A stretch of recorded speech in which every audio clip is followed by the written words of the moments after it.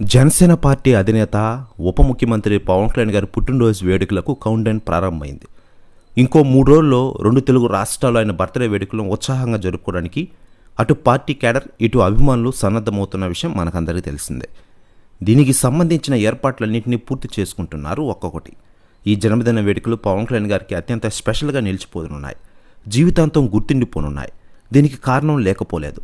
రాష్ట్రంలో అధికారంలో ఉన్న తెలుగుదేశం సారథ్యంలోని కూటమి ప్రభుత్వంలో భాగస్వామ్య పార్టీ అధినేతగా అంతకు మించి ఉప ముఖ్యమంత్రిగా పవన్ కళ్యాణ్ గారు జరుపుకున్న తొలి బర్త్డే సెలబ్రేషన్స్ ఇదే కావడం దీనికి కారణం.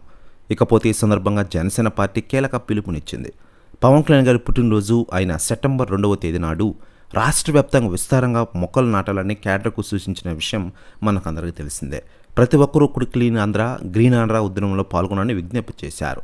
ఇదే జనసేన అధ్యక్షుడికి తాను బర్త్డే ఇచ్చే గిఫ్ట్గా అభివర్ణించిన విషయం మనకందరికీ తెలిసిందే. ఇక ఇదిలా ఉండగా లేటెస్ట్గా అందుతున్న సమాచారం ప్రకారం ఆంధ్రప్రదేశ్ డిప్యూటీ సీఎం పవన్ కళ్యాణ్ గారి పుట్టినరోజు వేడుకై టాలీవుడ్ సీనియర్ హీరోలు మెగాస్టార్ చిరంజీవి గారు, నటసింహం నందమూరి బాలకృష్ణ గారు వస్తున్నారట. ప్రెస్ యూనియన్స్ కూడా తెగ వైరల్ అవుతుండగా దీనిపై అధికారిక ప్రకటన రావాల్సి ఉంది. ఇక ఇటీవలే అసెంబ్లీ, లోక్సభ ఎన్నికల్లో పవన్ కళ్యాణ్ గారు కాకినాడ జిల్లాలోని పిఠాపురం అసెంబ్లీ నియోజకవర్గం నుంచి ఘన విజయం సాధించిన విషయం విదితమే. భారీ మెజారిటీతో ఆయన విజయడంకం మోగించారు.